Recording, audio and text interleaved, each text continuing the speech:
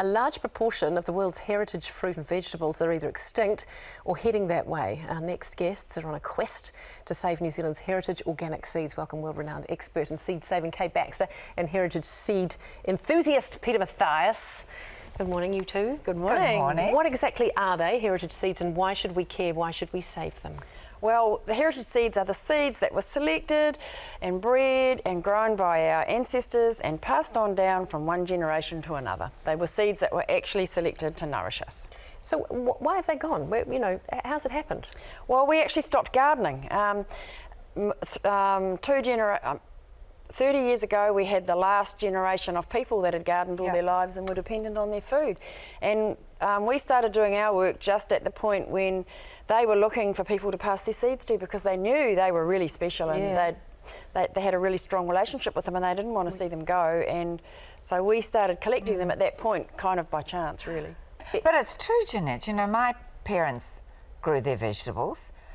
In those days, everybody did, but nobody does now. I mean, it's kind of like something you do to be cute. Might have a little garden now. Yes, I'll have a cute Ponsonby garden. But all that generation, and nobody does now. Oh, crikey! So, and what is the difference? Is it, is it a taste thing? Is it a There's clearly a taste thing. I mean, the taste is the first thing you notice. And the look, they look different. I mean, there's a lot more colour, there's a lot more variation. The seeds look amazing and the vegetables look amazing.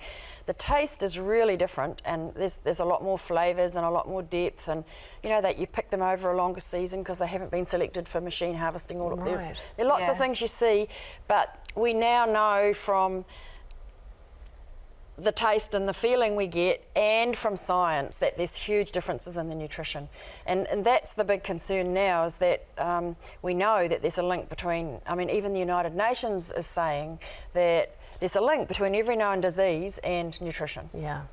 But they taste so different. I was just going to say, because you're a foodie. New Zealanders are crazy about taste. That's what I've learned from all my years. Yeah.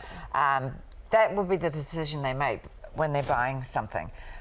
But it has other big implications. It's not just that it has, as Kay was saying, if it tastes really good, it means that it's nutrient dense. Mm-hmm. That's what the thing is. You can see a beautiful courgette, but it might not. It might be very low in nutrients because of all sorts because of the genes, the genetics, and also because of how it's grown. Of course, it's not just the genes; it's also how it's grown. But so, tell us about the Koanga Institute that you've founded.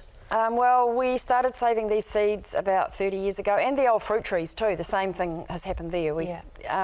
And so it started off just as my husband and I did it ourselves, and then we put it into a charitable trust years ago now, because it was clearly something that we needed to do for the nation, and it was clearly something that was really important. The more we did it, the more we learned, and the more we realised how important it was. Yeah. We were pretty naive. Well, I was really naive when I began this journey.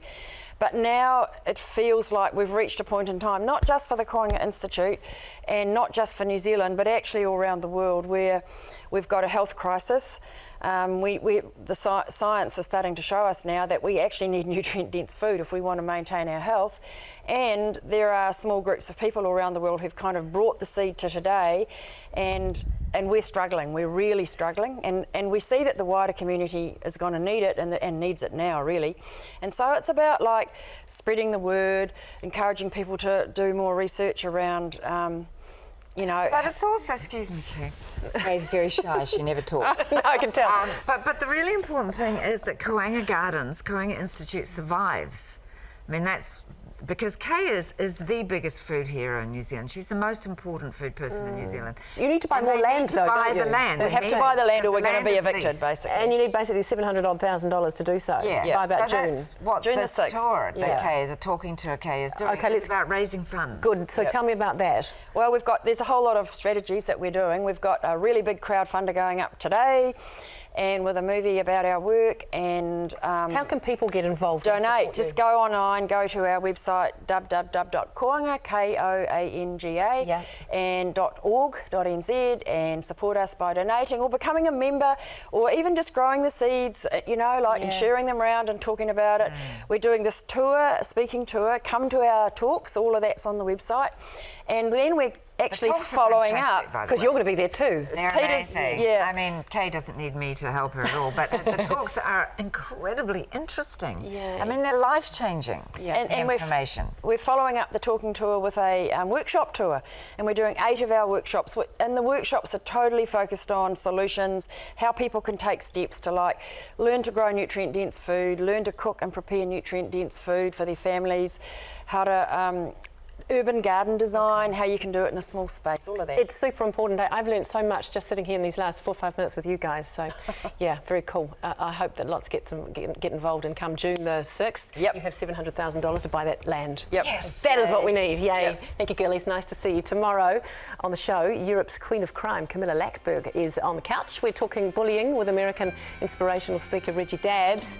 Alt country band Great North performs just for us. And we've got advice for looking after our pets this winter. Have a wonderful day. We'll see you tomorrow.